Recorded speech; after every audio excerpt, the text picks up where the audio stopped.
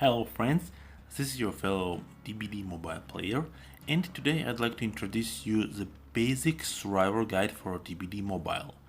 The guide consists from the tips which can be applied by survivor of any skill level.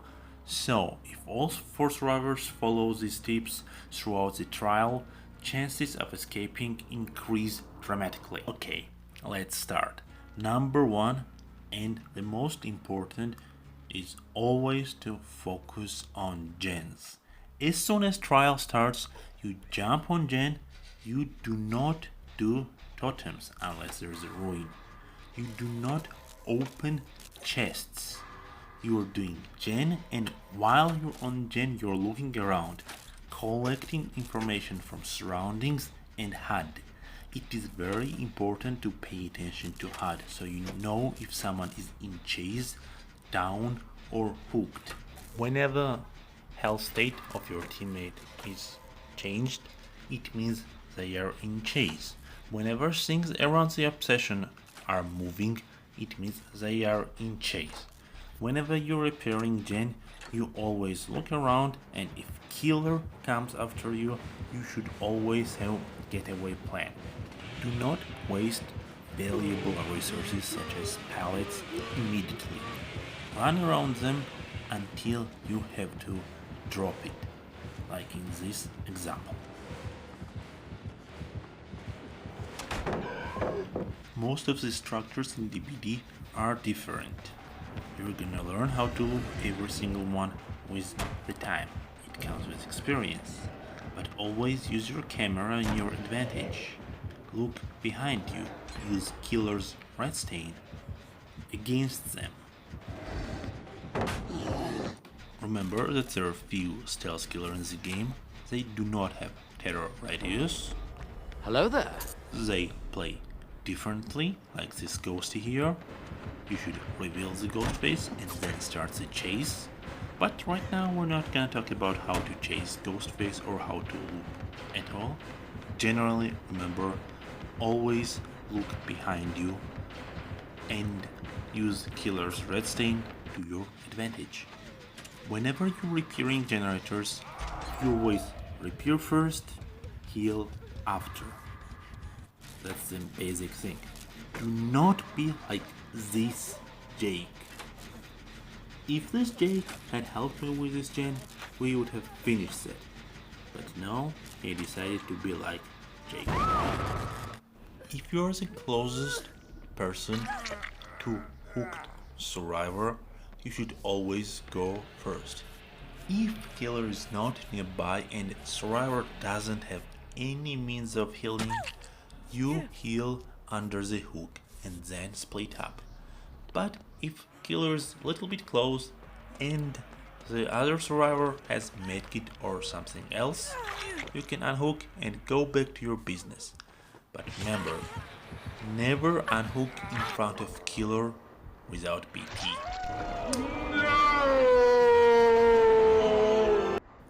One of the best perks to bring as a solo queue survivor is the Kindred. It shows auras of other survivors whenever somebody gets hooked. It also shows aura of the killer nearby the hook, 8 meters to be precise. And that allows you to avoid the killer while you're trying to make a save. Also, whenever you get hooked, other survivors will see each other's auras, and that will help them to make a better save. If survivor is being camped, you need to regroup, heal up, and then go in. You need at least one survivor with borrowed time, or hooked survivor should have decisive strike. The strategy is simple. You go in, one survivor takes hit, and as soon as they take hit, you unhook. After, you run to safety. Easy. Note that this is a solo queue. We have no ways of communication, but you don't need that. It is pretty simple to make a safe, and then deliver one blind for the goodbye. But sometimes you're gonna meet the scariest killers of DBD. The killers of DBD. Maniacs who enjoy agonizing screams of survivors after hitting them repeatedly again and again. The babas, the cannibals. You cannot make save against them. If they want to camp, they will camp, and you cannot do anything about it. You should always pay attention to survivors' hook stages. Killer can have 3 hooks, and it can be on Dwight, Meg, and Bill, or all of those hooks can be on Claudette.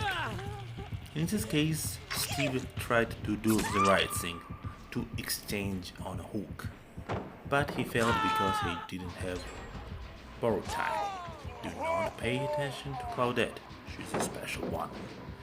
And you're gonna meet those types of survivors. Classic solo queue players who's gonna draw pallets, who's not gonna repair gens, who want to take heals instead of repairing, and many frustrating friends of yours. Another very important part of this game is chase. You will be in chases with different killers with different powers, and every time it's gonna be different. So you need an experience to be good in chase. I can sit here and teach you how to counter each and every killer, which I will do eventually, but unless you experience killer powers yourself, you won't have any success. You need to be in chase, and sometimes you need to play the killer to completely understand how killer works and how it's gonna be better to counter them. Whenever I was playing against Huntress, I struggled. As soon as I started playing as a Huntress, I learned how to counter her. Length of chase depends on many things, but you shouldn't get discouraged in case you go down easily. You should try again and again, and eventually you will learn. In this example that I'm gonna show you right now, I was being chased by a race. This chase could have been much shorter, but I had skills, I got lucky in certain situations, in many situations I'd say. There are many factors for a successful chase. You should know loop, you should know killer's power, you should know killer himself, the person you're playing against. How patient is he, how many mind games he does. You should have skills like Death Heart that will extend a chase. In this example, Death Heart has given me a lot of time.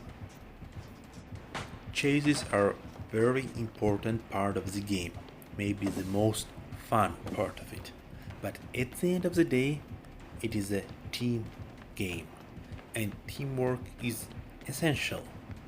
And no matter what, no matter how things go, you never ever leave your teammates behind. If there's a chance to save your teammate, always go for it. Even if it might cost your life, you're gonna feel good about yourself, trust me on that.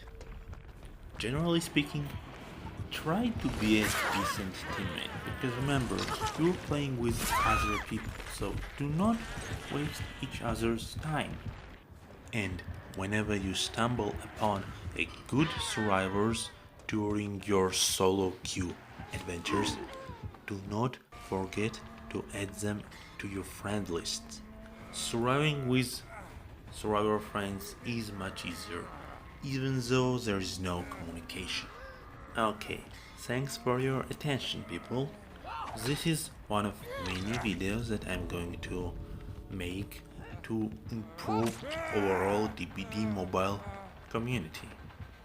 I'll make many guides for killers, survivors, etc. So like, subscribe, share, and all those stuff. Comment down below what you're interested in. And remember one thing, be nice, because at the end of the day, you're gonna get what you fucking deserve!